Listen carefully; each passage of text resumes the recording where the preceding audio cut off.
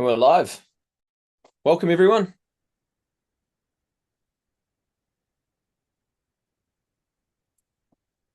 Cool. All right. So, yeah, we'll give it probably a minute for everyone to arrive, and then we'll get into it. So, yeah, thanks for coming along today. I'll bring up my screen Here we so go. Rubes will bring up the screen. we know what we're talking about. If you're here for setting up your jobs for 2026, 27, you are in the right place.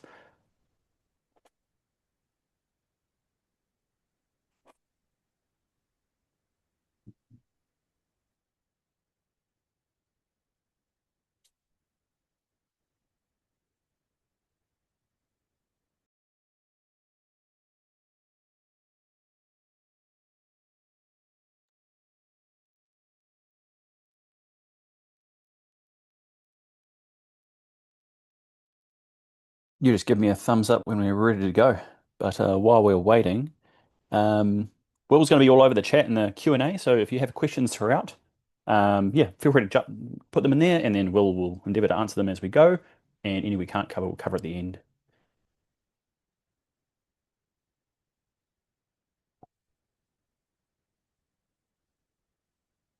Awesome. Well, it looks like the participant list is. Oh, actually, they're coming up again. All right, we've still got people coming. So, Okay, welcome so everyone. If you just arrived, welcome. If you're looking at setting up your jobs for 2026, 27. It's the 27 financial year, though, isn't it? it is. Yep. Yeah. Yep. There we go. And the second line. Yeah. All right, sweet. I think we're good. Should we get started, eh? All right. So So then this is being recorded, and we'll be uploading this onto our website maybe this afternoon, maybe tomorrow. See how we go. You'll get an email about it anyway. For anyone who can't make it, or if you've got to cut away. Sweet. Okay. Oh, And if you we're echoing. oh, let me. Wonder if it's me or Ruben that's echoing. Can you let me know if that's me echoing? And I'll mute, and then Ruben can have a go. Better. Ruben, it's you that's echoing. Oh, geez. Okay. Greg's not getting an echo. Let's sort this out first. Oh, thanks, Greg. Okay, how's that? All right. Maybe you mute Oh, yourself. we're both echoing. Um, I'm gonna hazard a guess and say it might. I've muted you, so stay there. Okay, cool. And you just stay on the chats. All right. So setting up your jobs for 2026, 27. Yeah, if you come here for that purpose, you're in the right place. This is our agenda. Cool. We're going to firstly cover types of accounting industry billing models and how those relate to job setup. Three methods of deploying your jobs and the pros and cons of each. We'll cover an XPM job template anyone can use and the one I use for helping all of our customers. We're going to then hand over to Will. He's going to show us what happens next. Once you've inputted your jobs, what do we do next? How do we allocate that out to people? How do we make sure that work's going to get done? What does that look like for your everyday team member once you've given them that work to do? So yeah, that is the agenda for today. At the end, we'll see if we have time for some future stuff. We'll see how we go. Cool. So just talking about accounting industry billing models, and it's basically around methods of invoicing. There are, when you boil it all down, there are lots of different varieties of how we invoice our customers and the types of engagements we have. But it all comes down to one of three options, which is either like a time and cost scenario where it's on an hourly type basis. It's some sort of quoted or fixed price, whether that be invoiced in advance or in arrears or throughout, or there's some sort of retainer or subscription type arrangement. And the reason this matters, oh, we'll talk about the pros and cons of each just quickly. So time and cost, yeah, pretty easy to sell, uh, easier to track, high risk of client churn, and it's hard to make margin on that. Well, it's not hard. It's you don't get the opportunity to make extra margin on those jobs because you're always just making the margin on the rate that is incurred. Quoted fees tend to have happier clients. People prefer a fixed price where you can offer one.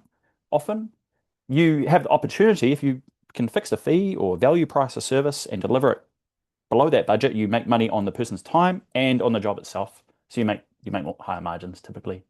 You need to have a pretty good you need to be quite confident around your delivery and your ability to price or have a really good repricing process, which is actually next month's webinar.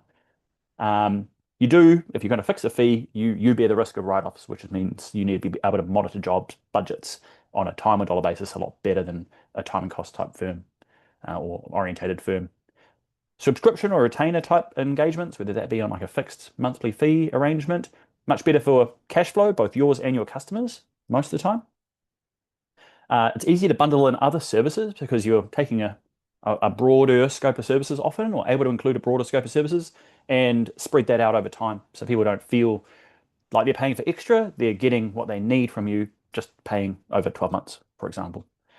Um, they're slightly more admin because you need to be a lot more on the ball around creating your jobs. And you still bear that risk of budget overrun. So you still need to be across the time and dollar budget for that job and the time going against it, the actuals. Cool. So, and it's often brushed over by a lot of people. A lot of people, Will and I talk about this a lot, and we've written a lot about it, but we put these fixed monthly or retainer type of arrangements all in one bucket. We go, do you do fixed fees or not? Yes or no? And there are actually three different flavors. And yeah, not a lot of people are aware that you will be using one of these three, and you may not even be aware of it, or you may actually have a mixture, which is not ideal. But there is in advance monthly invoicing for your engagements. There's in period, and there's a contract period or birthday method, we sometimes call it. And this is what they look like visually. This is the in advance method. This is your financial year. If you imagine, what are we in now? 2026. Actually, this is the in advance. This is the whole year ahead. When we're rolling into month one of, oh, is that 2027? Financial year? That'll be July 2026. Is that the way we've set this out, Will? Can't remember. Oh, these are just Right. looking at months. This is month one, month two, Month month one. three. Okay, So cool. So rather it's than not worrying about, necessarily January. yeah, Okay, cool. That's yeah. right. We made it like a country agnostic. So if you imagine that you're going to start collecting invoicing on the 1st of July or 5th of July or some date in July, that actually relates to the following year's work. That's in advance. So by the time you get to June 2027, you've got all your invoicing for this engagement and you haven't done the annual accounts yet. That's in advance, basically. And you'll see that over here. If you imagine you got your BAS returns, GSTs, in-period activities happening throughout, then over in the next year's financial, sometime during then, you're going to do the last part of this job, the scope of the services, which is the annual accounts. So that's in advance. This is the hardest one to sell because it means when you meet someone or on the day you meet them, they've basically got to pay you for the work they want done for this year, and then you just start contributing at the same time to next year's work that for the GSTs, BAS returns you're doing now. That's the in advance method. The most popular method, though, is this one, in period, probably the one that most people are on here. If you have any retainer or type monthly fee type arrangements, most firms are on this in period method where the invoicing on the 1st of July, August, September, or whatever date you might be doing for this coming financial year, it is for the in period activities we're doing during that financial year. So the BAS returns we're doing for the financial year coming. And it's actually for last year's annual accounts that you're also going to do in period. That's why we call it in period. So that's for the financial year ended 2026, the one you're about to finish. Rubes, could you speak to Got me? the implications of your whip between the two methods? Because there's quite a Ooh, significant difference. yeah, Negative, there is. positive whip. Yeah. Yep. So typically you would have negative whip for both of these methods, but you're going to have a much deeper, longer negative whip balance on a job and client with the in advance period. If you can imagine this was a $6,000 job, $500 a month, for example, your in period BAS returns that you're doing, you might be eating $1,000, $2,000 perhaps of that, max. You're going to have a large negative $4,000 whip balance sitting in June 2026. That's your budget to do the job that you're for that financial year's annual accounts that you're going to end up doing in 2028, basically. Yep, the future work. So large and negative is the answer. In period, you will still have a large negative, but I like to think about this like a Harry Potter scar. Harry Potter, he's got that like lightning symbol scar. That's basically what your whip balance looks like. When you're in period, your whip is slowly climbing negative, negative, negative, and then at some date during that financial year, it might be September, it might be October, it might be February or something, you're going to put in a whole bunch of effort and your whip's going to probably go positive again. And then it's going to climb negative again. And what you're hoping for is that you're ending up at or below zero, basically, because if you end a scope of work and you've invoiced more than the effort that went into it, so you've got a negative whip balance, to go up back to zero at the end of the job, that's a right up, and that's what you want.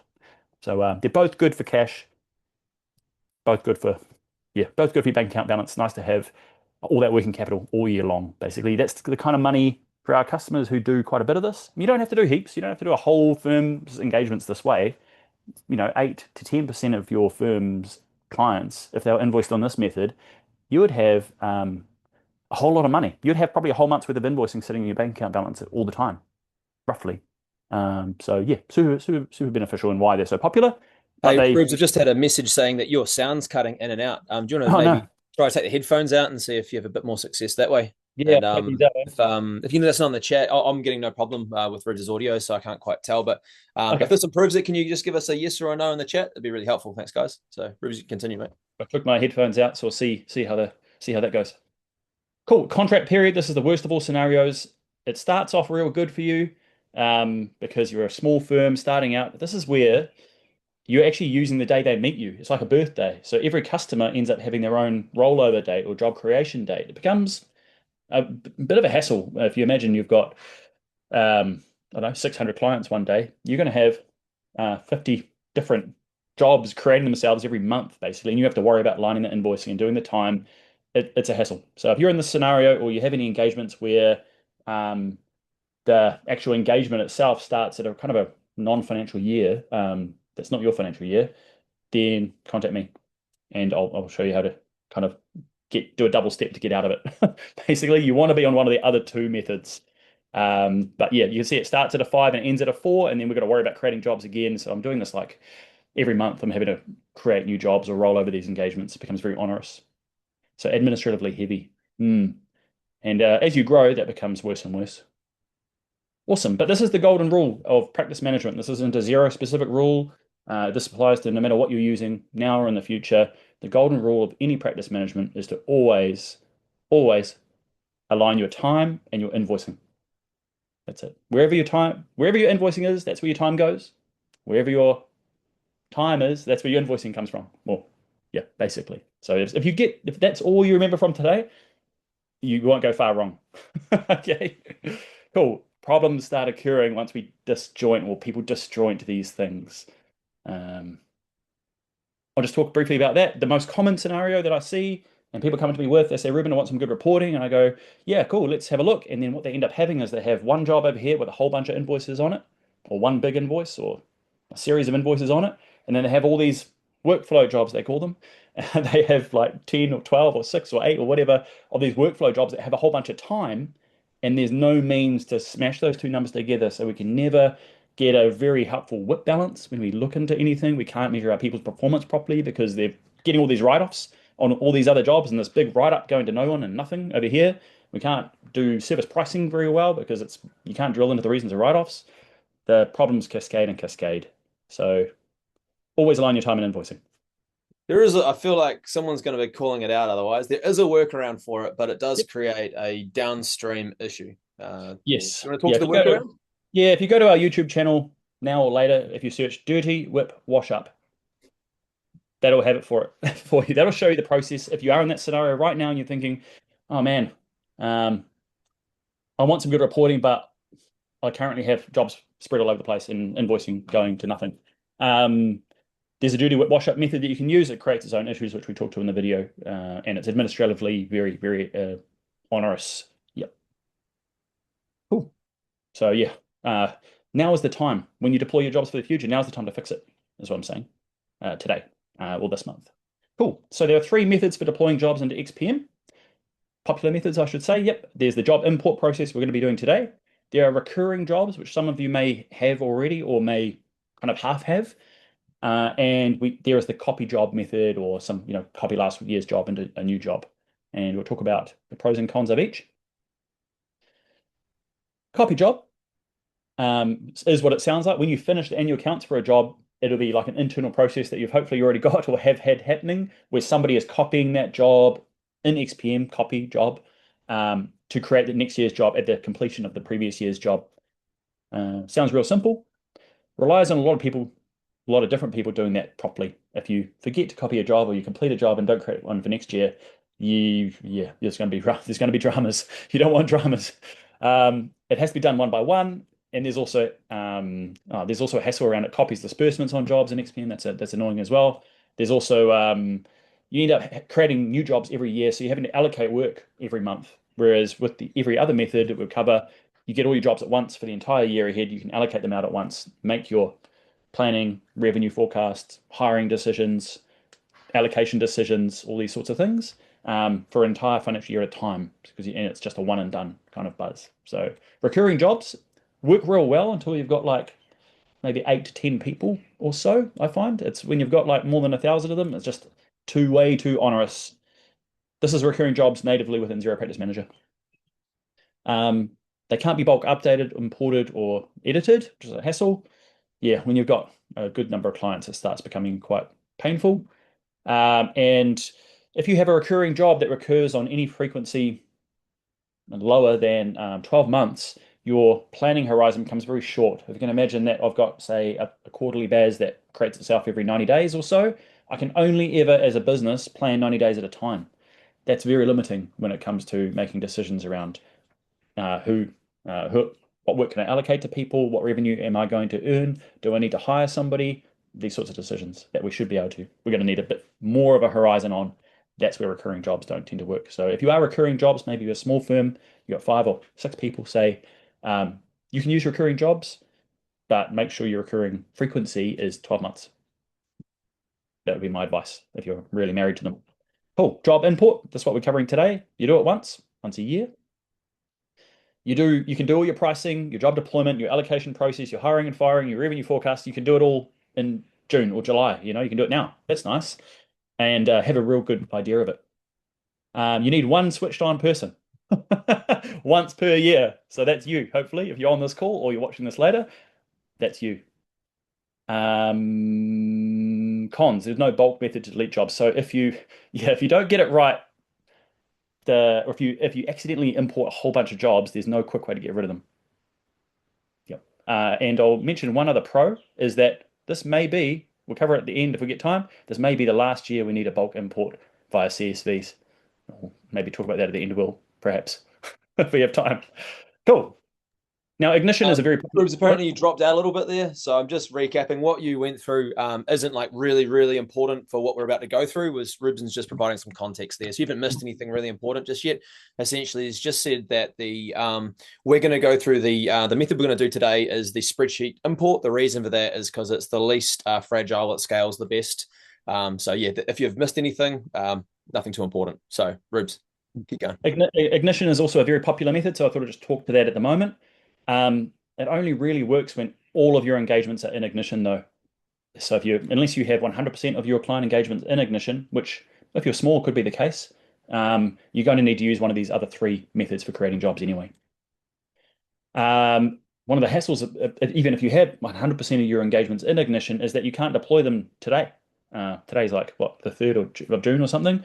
I want to do my planning today, my forecast today, my hiring decisions today. I want my allocations today. I don't want to wait for the 1st of July to start my year. And Ignition can't deploy a job before it's that rollover date, which is annoying for a lot of reasons.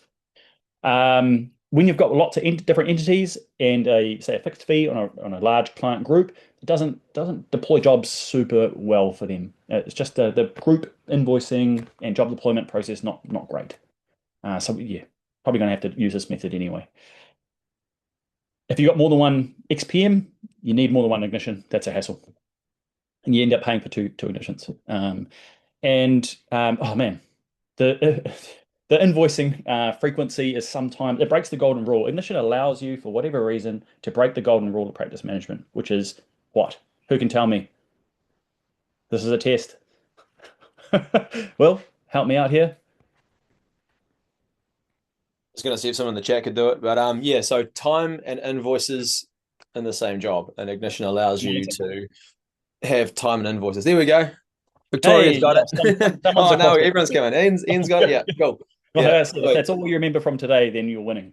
Yeah. So Ruben calls me every couple of months going, oh man, having a bad day today. Ignition's gone and just created just chaos everywhere. And then Ruben's working with him to try attach all these endpoints together. Yeah. So yeah, it causes Ruben a lot of headaches and support, which is why he's quite passionate about solving this problem.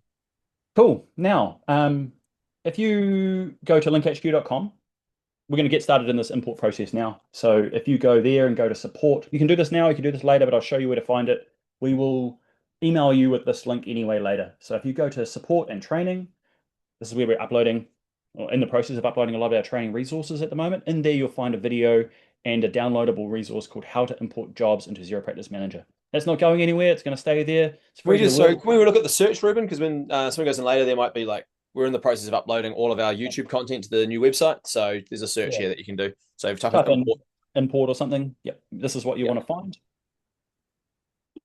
And in that resource, you'll find a job import template. This is what we're going to use today, and the same template I use. So it's going to download for me.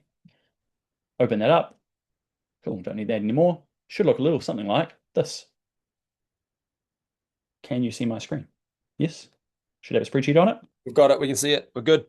Cool. Now there are other places you can find this resource. I just have real patchy experiences using anyone else's or downloading it from the support center in Xero. Like I just use this one because I know it works. So yeah, that's just my 2 cents on that one. You can find it in the Xero Central, I think they call it now.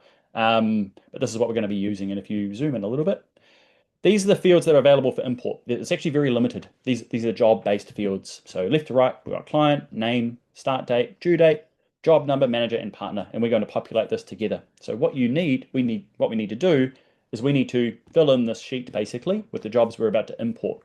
Now, where do we start with that? Good question.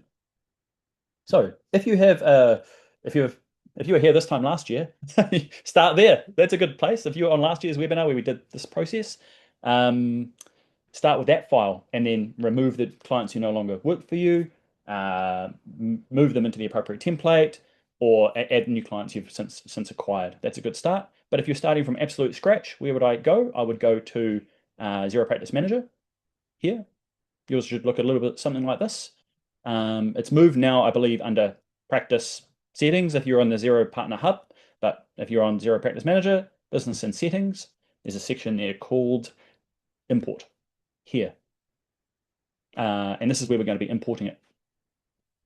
So just to give you a bit of a kind of a where we're going with it, the file type we will be using and the one that matches this template I'll move that out of the way.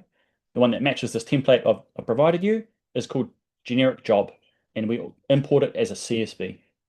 So that's what it looks like. When you click next, it's going to ask you these questions. It's going to say, what state do you want to import these jobs into? What category? And you'll have these categories native or set up for you, customized in your XPM.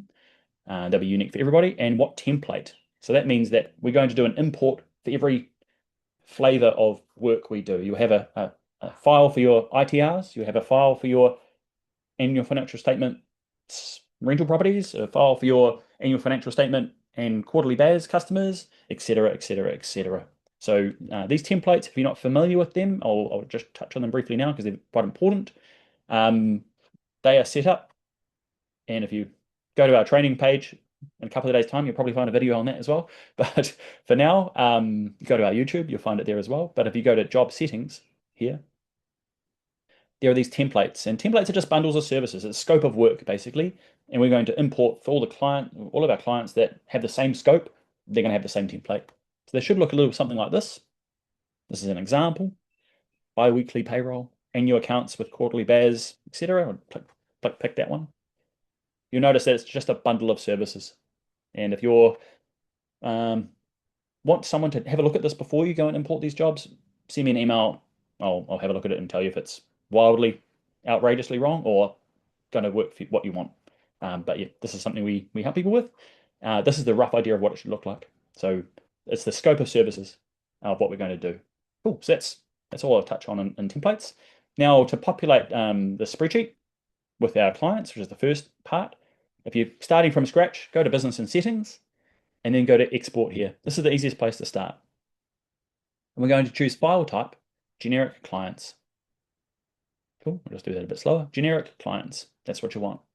Cool, scroll on down, click Export. This is like basically the 581 rows here. Click to download. It will give you a file that will look a little bit like this. There's a new one. Cool. Yours will be probably much bigger than this, but it'll have all of the default client-related fields.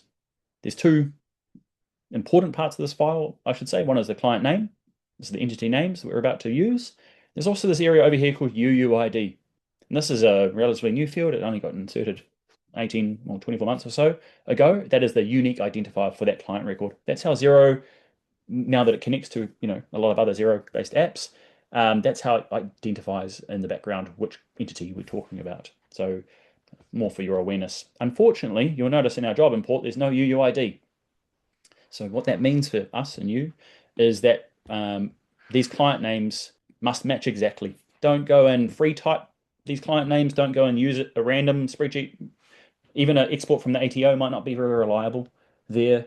The client name must match exactly. If a client name does not match when we do this import process, the XPM will create new, and that's where you can end up with duplicates. So I don't mean to put fear into anybody, but the safest place to start is the XPM client name here.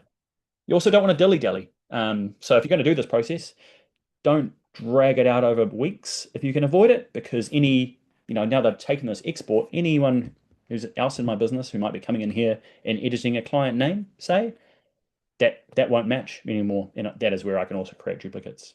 So yeah, that is my advice there. Failing all that, copy and paste your client name into your import list, like so. That's a good start. Cool. Should I pause for questions, Will? Looks like you're typing away. Yeah, I am typing away. Yeah, I think I've answered them in the chat. Yeah, Cool. we have had a question about using FYI as an automation to roll jobs over, and I've just said if Yep. that's the situation, you're using the copy job method. So essentially, you're automatically copying that job. So what that means, you don't need to worry about the spreadsheet import, but what you're about to cover is still really relevant because we want to talk about the structure of those jobs, what happens once those jobs are created. The next question was around budgets, and we're going to cover budgets next because you can't update a budget. You can't put a budget in through the import. I But we'll wish. take you. Yeah, Yeah, I've tried, and I'm probably not the only guy who's tried, but I've tried type in budget or job budget. It just doesn't exist. You just can't import a budget here.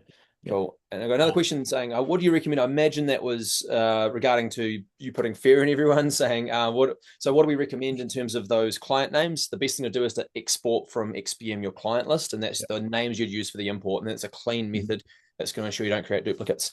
I've got another question. What is the difference between the client column and the name column? Great question. Rubes is about to get onto that. So Oh, notice yes, great. client name is the job name. So you can keep going, Correct. Rubes. That is, yeah, this is a job import file, and I know it is confusing, but that is actually the job name we're about to import.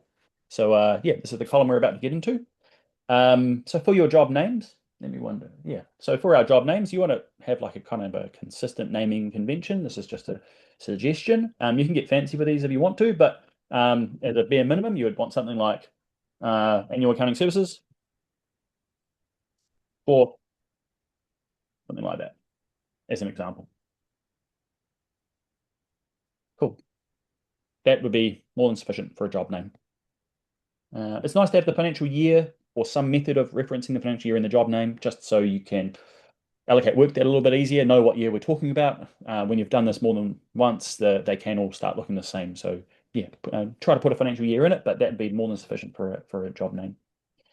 For start and due date, these are actually not as important as they used to be.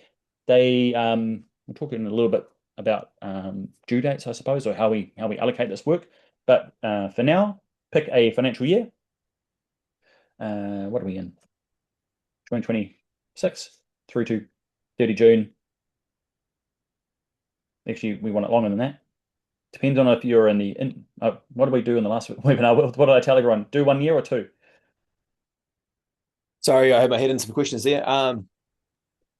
One financial So year? off the due date. Yeah, well, I suppose it doesn't matter. I Doesn't suppose matter as much, yeah, as it used to. So just pick a financial year. We'll talk about why due dates aren't super relevant anymore here and on a job level in a moment. But yeah, if you're not sure, just put the financial year in that's coming. Yep. Cool. Now, job number. So this is, I'm wondering if now is a good time to go and split this sheet up. Let's do that. So this would be like our master sheet, if you like, or all the jobs we're going to import, all the clients we know we're going to have. We want to have a sheet for every flavor of work. And so if you think about those templates we looked at under business and settings here, template, we want to take that client list and we need to match it up. This is if you've never done this process before. We want to identify the clients who are annual accounts and quarterly bears, annual accounts and monthly bears, annual accounts and 6 monthly bears, annual accounts only, annual accounts and individual tax return, or just individual tax return. All these flavors of people, we want to take this big list of client names here and break that up across various sheets because we're going to import each sheet individually. And so it might look a little bit like this. I think I've actually got one prepared earlier. Let's have a look. Cool. This is an example. Now I've got an annual financial. I'll make that a bit bigger. So I've taken the same list. Annual financial statements only, quarterly bears only, quarterly coaching. You can see I've only got like a subset of these client names shown. Cool. Awesome. And you may choose to have slightly different job names for these as well. So we could just, this would the benefit of having, doing the job name on the individual sheet would be something like quarterly as is for FY27, something like that. Could be an appropriate job name for that. You can also get a bit fancier with the job due dates if you really, really want to, but as I said earlier, it actually doesn't make too much difference. So yeah, we're going to take this master sheet and break it up into a series of sheets. And depending on how many different flavors of work, like 12 or 14 would not be unusual for someone when I'm helping people do this. 12 or 14 different templates or 12 to 14 different files that we then import. So yeah, I'll just quickly do that now, and then Will, you can answer. Do we have any questions to answer while I type in these? No, just again, just around those due dates, I think you sort of covered that we don't need to worry too much about them. I suppose the answer would be you can either put in the date that the financial year ends, or you could put in the date for your final BAS return. Doesn't really matter if you do choose the financial year end. When we go to our allocation, that can just push that due date out at that point. But again, like due dates don't need to worry too much about. The key is in the job name, we want to identify what financial year that we're talking about here. So that's more important than the due date, again, because the due date might move because of that that BAS return that falls outside the period. So hope that makes sense, but don't stress about them. No, don't stress about them. Cool. Now, earlier I talked about that golden rule. I won't quiz you again, but it's always aligning time and invoicing. Now, if you know that you're in your business or in your firm, we always invoice BASs in arrears, and it's always on a fixed fee. You can have 4 of these. You could copy that down 4 times with different due dates if you really wanted to. Because as long as you're invoicing off the back of those, you could have 4 times as many jobs. But what the method I'm showing you here is that this quarterly BAS lines up with this quarterly BAS. I'll see if I've got a quarterly BAS, something like this. I'm going to have 4 of these. So same. Cool. So this job here will have 4 tasks associated with it.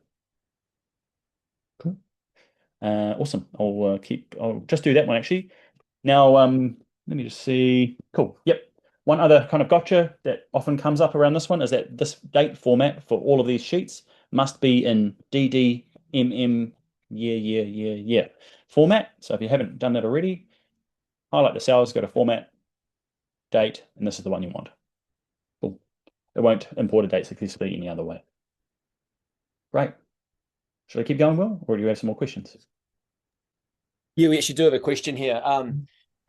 So what if you want to bill a job under one head entity and then bill various tasks for each entity in the group? So an example is like you got an annual accounting job, or in this example, annual financial statements, FY27, and then you want to have multiple entities under that group, under that job. Sorry. So I suppose in that situation, it's really key to understand.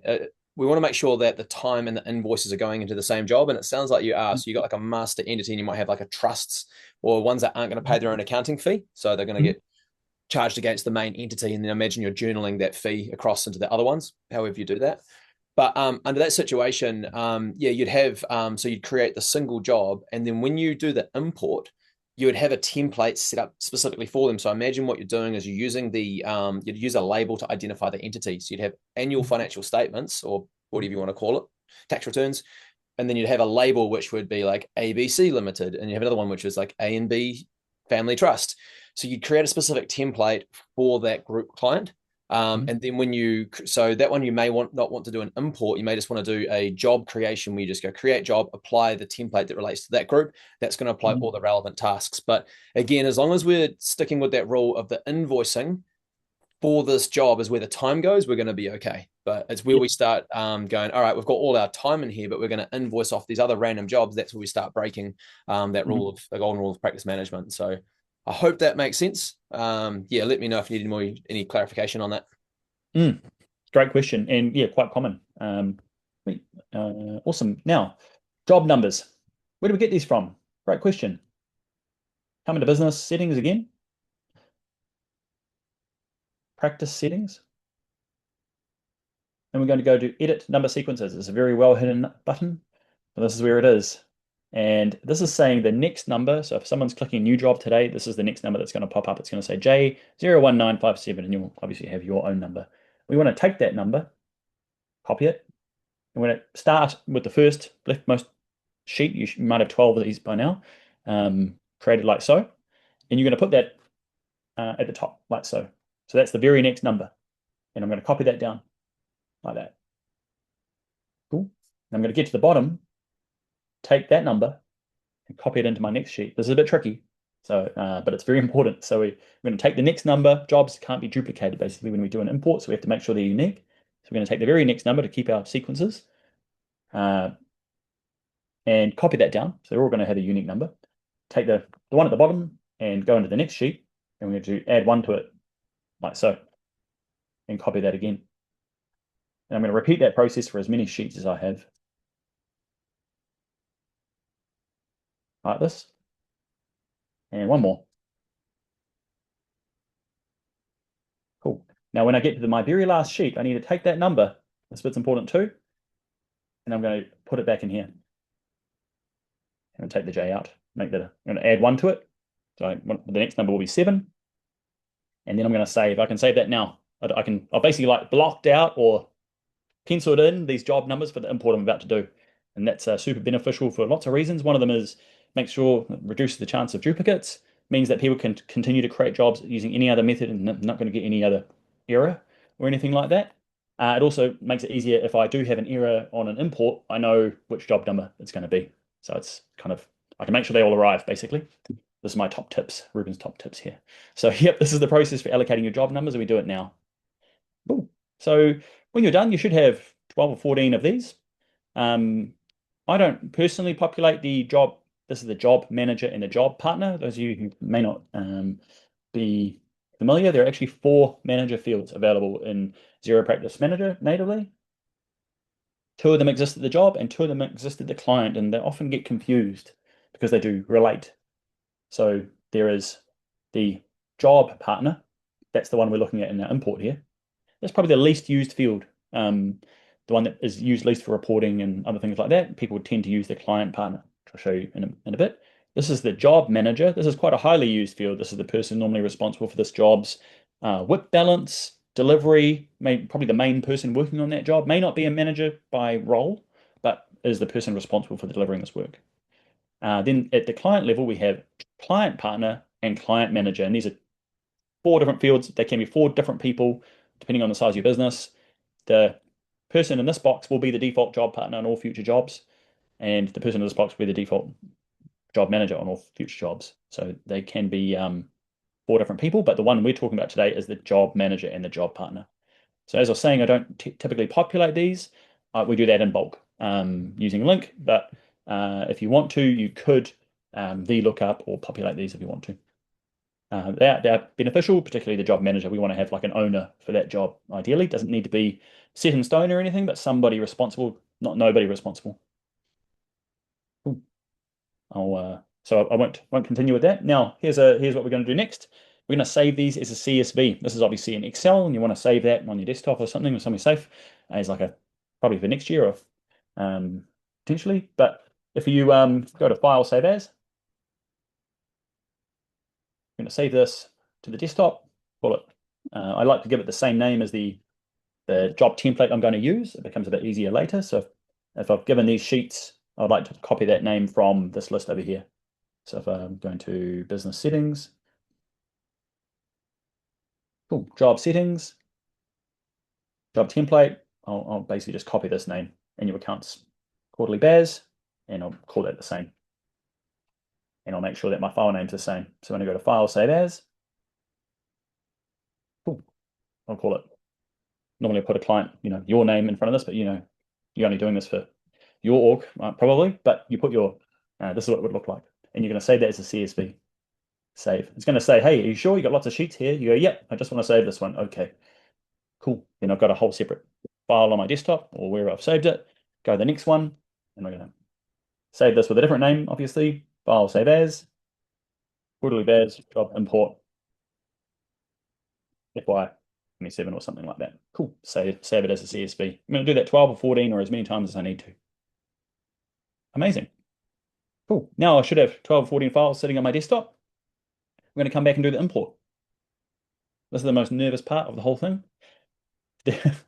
So when we're importing these lists, just another kind of gotcha that catches people out sometimes is that there's no hard limit on how many you can do in a single import or how many rows you can have in this file. With client imports and client updates, there's 500 as a limit in XPM. You may have seen an error or you may receive an error saying limit 500 rows for the import. Jobs don't have like a hard limit, but I don't like to stretch beyond 1,000. So if you normally with your ITR file, if you have prepared your individual tax return file and the rows that happen to be over 1,000, break it up into two. Just copy and paste it, break it into two. That's my advice to you. If you're feeling, 1,000, I typically have success with anything below 1,000. If you go into the 1,100s, 1,500s, the time it takes to import, I find it times out, and then I never get my error message. So I never find out if anything arrived properly, and I have to go and check, which is a hassle. So, yep, that's my advice there. So once you've got your files broken up, I go to my import area. We're going to file type, generic job, CSV, next. Cool. I'm going to import it into a state, and you want to have a job state that's like a starting state, not started or not in or to be scheduled or whatever you might call that. We're going to import that into a category. Well, you don't have to actually, but we advise setting up your job categories in line with the method of invoicing. It just helps with invoicing so that we don't have to answer questions like, is this on a fixed fee, or is this hourly rate, or is this a retainer, or what? That's the most useful function of job category, in my opinion. So that's how we have it. Now, if you have a sheet here for annual accounts and quarterly baz, and you have some that are invoiced on completion and some that are hourly rate, break that into two as well. That would be my advice there. So import one for hourly rate and one for fixed fee on completion. That'll be two different files. Cool. So I'm going to import the annual accounts. What's this one called? Annual accounts quarterly baz. I'm going to choose my template that I'm going to apply. This one. Conveniently, it exactly matches the file name I saved earlier. Annual accounts and quarterly baz here. It's a CSV. Open. And then I'm going to take a big breath. And then cross my fingers and click import. Cool. And the little wheel should turn and turn and turn. And if you follow all of my steps, you have a pretty good chance of success. That's the best chance I could give you. If you do receive errors, it'll pop up red. It will say error on row 413 or something like that.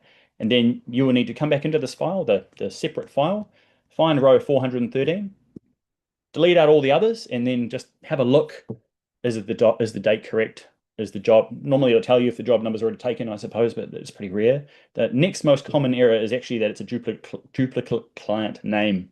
If you happen to have a duplicate client in your XPM name, even if it's in the archive, when you go to import the job, it won't know which client to give it to. So if that's the case, go and search your client archive, see if there's a duplicate client name, modify it, or give it the word archive behind it or something like that, and then reattempt just that row. Don't import the whole file again. It's not the end of the world if you do, because you'll just get 500 errors and one success, but you will never be able to duplicate a job number. It'll never let you have two job numbers that are the same anyway. So that is the import process. I think that's where I'm finishing off when you're taking over. Is that right? That's right. Yeah, cool. All right. Should we answer any questions before we move on, or I've kept on top of them. So well done. Yeah, cool. So what I'm going to do is take you through what happens once those jobs have been created in XPM. So what we're going to do now is we're going to have a look at Link. So that's obviously our product. We have built Link to provide good workflow and good reporting. So typically that is a trade-off. You have to go, cool, I'm going to have Good reporting, which means I follow the structure that Ruben's just taken you through around how to, make sure that your WIP and your invoices are all on the same job. But then you end up sacrificing your workflow because workflow becomes challenging. So we've built Link to solve the problem of good workflow and good reporting at the same time. So I want to take you through is how we actually go through and allocate the work once it's been created. So I'll share my screen now. Rubens, you can confirm that you can see my screen, okay? Can you see my screen? Yes, I can. Cool, fantastic. All right. So once these jobs are created, they will appear in Link. So Link is at its core, it's a workflow system. So most of you are familiar with us from a reporting perspective. So we obviously do reporting, but we have been working the last sort of 2-3 years on a workflow system. And now to get your workflow, you need to create the jobs, which Rubes has talked you through. The next step is actually allocating that work out to everyone's workflow list. So what we do is we come in here, and these are all of the tasks that have been created. And we've got this feature called suggest allocations. So what I can do here is I can just grab a selection of tasks like this based on what we've just created. And if I go view suggestions, what it does is it goes and looks at all the jobs from the previous year and goes and finds who worked on it, how long they took, and when they did the most amount of work on it. So it basically goes and pre-populates everything. So you can see here, so for 1,000 feet limited, GST February, March, previous allocated time was 4 hours. Previous actual time was 3 hours. Cam Phillips was the one that did the work. And then it's gone and pre-populated based on estimated time. We've got our due date it's put in, and our allocated hours will be 5 hours. And we can see that if we were to assign this work to him, he'd have 99 hours of available capacity. So ideally what you do is you'd bulk select the work you've created, come down here and just make sure that no one's going to be over allocated based on what you've done. And all you need to do after you've done that, publish to Xero. But before you do that, you probably want to come through and go, all right, was there anything that looks a bit weird here? So 5 hours, let's say we're going to do this one on actual. Updates to actual. And then you can also do it on bulk. So once you've reviewed everything, publish that to Xero. And then what it does is it updates XPM with all the allocations. And what that also does is it builds your workflow. So workflow, again, this is the sort of the core part of our app here. So when you go to workflow, it shows you your workflow screen. So each team member, when they log into Link, they can see just their workflow. And what's beautiful about the way we've built it is you can see everything on a single page. So if you're using XPM for your workflow, it can be quite hard to figure out like what needs to be done within each job. So you might have an external spreadsheet. If you're using FYI, you find there's multiple views, multiple boards, and Carbon, again, multiple boards. So it's quite hard to see in one list everything that needs to be done. You can see here, this is my work for the entire year up ahead. So if I want to look, let's say I've got for Bishop's Building, I can type in here, Bishop's Building, and it searches exactly what I'm looking for, just like that. So it's really fast to find what we're looking for. So it's all drag and drop. So let's say this becomes a priority. I can take that to the top of my list. And that can be done so when you're doing management meetings as well, if you want to prioritize things, you can go and order the work into the appropriate order. And when the team gets back to their desk, it's all going to be in that new order. If you want to click through to XPM, you can click on this here. It takes you straight through to XPM if you're logged in to XPM. And then we've also got custom statuses as well. So you can go and customize your workflow statuses. So let's say that goes to client signing and also timesheets as well. So I'm just giving you all in one go. This is the sort of stuff I've got in here. So add time. I've logged in 3 hours, 28 minutes ago. So I can put some notes, hit enter, and that timesheet sends straight through to XPM. So it's got a really nice tight connection with XPM. So this is how, so you create your jobs. Once they're in XPM, you then allocate them to your team members, and all your team members have their workflow list. Now, this is great for the team member, but from a management perspective, it's fantastic. And if I go to practice workflow, I can see my entire team in this one list here, and I can see how much availability each team member has. So you can see Cam here's got 60 hours available. Josh has got 16. I can come and have a look at his list in here. And I can say, right, well, that one's done. So I can see that at the bottom of the list. Say, Josh, we really need to get this one done, put that to the top of his list. So it's a really nice way as a manager to manage your team's workflow, to look at prioritization, what needs to be done. And also if someone's over allocated, you see Caitlin's over allocated here, we might need to move some work off her. So let's say that one there. I'm going to put this on Cam's list, just like that. Publish. Very easily moves work around. So Caitlin now has 6 hours available and Cam's now got that 20-hour work. Just go to my workflow list for a moment. So yeah, it's a really nice way to manage your workflow. This is pretty cool as well. If you complete a task, what it does is it automatically sends that task to the bottom. So your teams sort of stay motivated at completing their tasks. Let's say this one's finished, complete that one, and again, move to the bottom of the list. So we're just trying to create a really nice place for once you've created the jobs, you've allocated it, it's a place for your team to go and actually manage their work. So last thing I want to show you is sort of where we are heading as a product. Here we go. If I go to connected practice management. So what Ruben just showed you was obviously not the most elegant solution, right? Importing a spreadsheet. There's got to be a better way. And there's apps out there like Ignition, FYI can copy jobs. But what we're working towards as a company is this idea of connected practice management. And what that is where one bit of data flows into the next stage. So proposals flow into the allocation. So you've seen the automated allocation I just took you through. And then the allocation builds capacity. So our capacity is perpetual capacity. So every interaction keeps capacity live. So that builds into our workflow. Workflow then feeds into invoicing, which is a WIP ledger, and invoicing, which feeds into reporting. And reporting then informs our pricing for our proposals. And this just becomes this beautiful loop of data. So where we try to position ourselves is we really, as you understand, we value structure and data integrity. We want to make sure that the data is really well looked after. So this is what we're working towards. So we've built the allocation part, we've built capacity, we've built workflow, notes on so job notes and collaborations coming out probably the next week or so. We've got reporting, which is being built into the main platform. The next thing is going to be proposals. So next year, if you are a Link customer and you are looking at growing with our product, proposals are the next thing we've got coming out. So the team have started to do some initial work because the big focus right now is reporting. Then we'll be doing proposals. So essentially being able to create proposals in Link, deploy jobs into XPM. So that whole process you saw won't need to be done anymore. It'll be a very elegant solution. Again, informed by reporting and then feeding into a nice allocation process. Once we've done proposals, the next step would be a WIP ledger. So WIP ledger and our ability to invoice and send those invoices through to Xero. So that's where we're heading. In terms of timings, notes on jobs and tasks is probably around about 2 to 3, maybe 1 to 2 weeks away. Reporting's under the rebuild right now. Half our team working on that. That'll be done probably in the next sort of 1 to 2 months. Then all the focus will go into proposals. But we are really aiming to have a full standalone solution available like end of this year, early next year. But that's not to say we're going to drop our integration with XPM. XPM is obviously a real important foundation for us. So if you are on XPM and want to stay on XPM, we're still going to have that full tight integration there around timesheets, around the notes getting sent through, job creation. So when you create a proposal in Link, it'll create the job in XPM. But if you want to operate standalone, you'll be able to manage that whole thing in Link. So again, we're trying to position ourselves against FY Elite and Carbon as competitors. So just wanted, we've been quite reserved in the past about letting you know where we're going in terms of the product, but I think now is a good time seeing we've built a lot of the foundation, being 4 out of these 6 steps.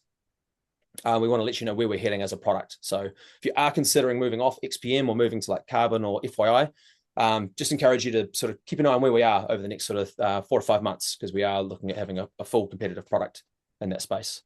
So yeah, have I missed anything, Rubes? No, that's great. I'm looking forward to never importing another CSV. Yeah, ever. Yes, I think I've done my share of them over the last 15 or more years. Yeah. Cool. All right. Fantastic. All right. Well, I don't have any. If there's any final questions, feel free to fire them in. Yeah, I'll just put it out to anyone who's here on this call now. Feel free to email me, support@linkhq.com. That'll probably come to me. Ruben@linkhq.com. That'll definitely come to me. If you're worried or have a question that we haven't got to, yeah, we're very approachable people and we help lots of people with this sort of stuff. So yeah, don't be shy. excellent. Jennifer. Oh, what do we have plans for document management, Will? Let him cough first. Yeah, sorry, I'm battling a cold here. Yeah, absolutely. So document management would be something would be fitting into the workflow piece. So document management is going to be part of the wider collaboration build. So with the work we've done on notes, those are going to be job-based notes, and we'll build it in a really cool way. It's got you can add GIFs, you can drop files in, it's got emojis, reactions. So it's a full, if you've used Slack or if you use Zoom or I think Teams, all of those, it's going to have basically the same feel around job discussions. You know, in reply threads, everything that's all built in. So the reason we've done it that way is when we roll out like our team chats, all that infrastructure's in place, but we don't want to roll out team chats until we've got document management. We've got what else there? There's document management, Email integration. email integration. So we're going to do it as like a one big push. So the first step is to get standalone, have a standalone product, and then we're going to really build out that collaboration piece. So we've got a whole lot of cool stuff planned, but absolutely documents. But we are probably not going to store documents ourselves. We'd use the likes of SharePoint or OneDrive, or would lean on them, but would create some sort of filing against it. So there's structure around those documents and how it relates to the work. But we wouldn't be hosting documents. So the plan would be to whatever document system you're currently using, we'd come and plug into that, and then would basically create an interface, like FYI does. Basically, we'll create an interface for those documents. But yeah, so hopefully that answers the question. But the short answer is yes, we will be doing documents. Yeah, our priority is the structure to start with. There's lots of inputs. A lot of people's problems in life right now start with proposals. Basically, your problems start with the proposal, or that proposal, the engagement. And the problems flow into allocation, which flows into availability, which flows into workflow, which flows into our invoicing, which flows into our reporting, which flows back into proposals again. And that's yeah, we're looking at very disconnected. This whole process right now is very disconnected. You've got to rub a whole lot of apps together. There's workarounds everywhere, and we just integration's only half work half the time. It's a real hassle. Yeah. So we want to make it really seamless. Excuse me. Great. I think any other questions we haven't managed to get to, I'll email you separately. But yeah, awesome. If you have any questions, as I said, yeah, feel free to contact us. We're very approachable people. So good luck.